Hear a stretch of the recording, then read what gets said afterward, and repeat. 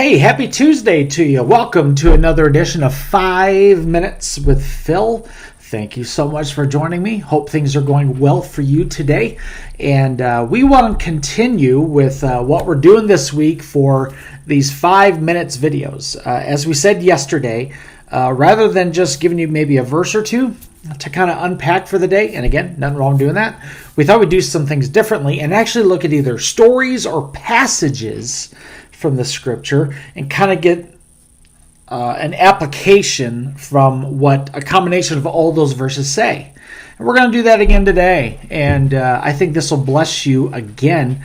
This morning we're in Matthew chapter 7, and we're going to go to verse 11. And for those of you who've been raised in church especially, you will probably recognize these verses, but it doesn't matter if you've been raised in church. This will speak to you as well. And there's some important truths that we want to unpack here. So let's get to it. Let's read it. Check this out with me. Matthew chapter 7, beginning in verse 7 says, "Ask, and it will be given to you. Seek, and you will find. Knock, and the door will be open to you. For everyone who asks receives. The one who seeks finds. And the one who knocks, the door will be opened. Which one of you, if your son asks for bread, will give him a stone? Or if he asks for a fish, will give him a snake? If you then, though you are evil, know how to give good gifts to your children, how much more will your Father in heaven give good gifts to those who ask him?" Okay, couple of things I want to unpack for you here today that I think will serve as good reminders, especially those of you who are you need a miracle, or you need an answer to prayer, or you need God to do something for you. Jesus here is speaking, and this is part of his Sermon on the Mount, and he makes this statement: "Ask, it'll be given to you. Seek, and you'll find. Knock, and the door will be open unto you." Now, here's the deal. Jesus is saying, okay, all of these actions, you want to receive something, you want to find something, you want doors to be open for you, all of that takes place because action is taken. So what's Jesus saying here? Okay, Jesus will not force his agenda on you.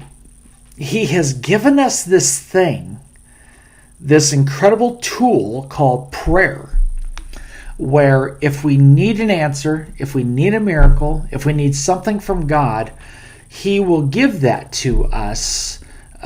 He'll give us what we need because we utilize that tool.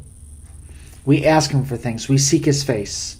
We get his attention through prayer. This is how God does it. And people who say, well, I don't think I really need to pray. He knows what I need. I read scripture, and that says otherwise.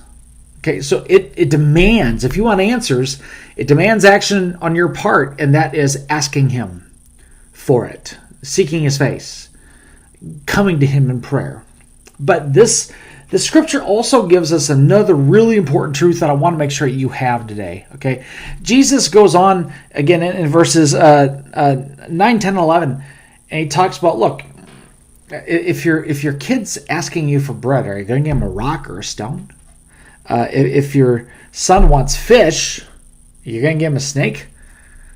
And obviously, of course not. And then Jesus says, look, how much more then, when you ask God for something, will he not give you something very good, a good gift? And I think it's important that we make sure that we have the correct picture of God when we're praying. If we think that he's out to get us, or if we think that he's somehow going to trick us, or if we're afraid that he's just out to make our lives miserable, whatever the miscalculation is in our view of God, please understand today that the Lord wants to remind you that he is a good God. He is a great God. And he wants to bless you with just exactly what you need, and he wants to give you his best. So, what are we saying today? If you need something from God, ask Him. Pray to Him. Don't just assume. Don't just sit there. Take action. And while you're doing that, let's have the correct view of God. He's a good God that's not going to trick you. He wants to bless you with His absolute best in your life. And I think that's something good for us to hang on to today. Okay, gotta let you go. Love you. Thank you for joining me. And Lord willing, we'll see you tomorrow. Bye-bye.